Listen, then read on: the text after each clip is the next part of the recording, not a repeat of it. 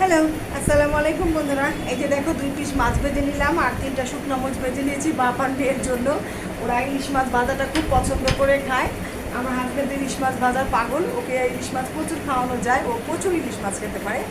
আর হলো করলা ভাজা করে নিলাম বেশি করে, এটা আমি বেশি খাই, আমার হাজব্যান্ড আর আমার মেয়ে কম খায়। করলা ভাজাটা হলো বেশি করে পেঁয়াজ আর তেল বেশি করে কাঁচামরিচ দুফালি করে দিয়ে করেছি। আর হলো পাতলা মুসুরিটা, সরি, নদীর বড় পোয়া মাছ রান্না করেছি, লাল লাল করে নদীর বড় পোয়া মাছ। ভালো লাগে এগুলি, আমার এই মাছগুলি খেতে খুব ভালো লাগে। আর হলো তোমার আমার জন্য করেছি হলো আলু ভাজি বেশি করে, এটা আমি খুব পছন্দ করে খাই। আর হলো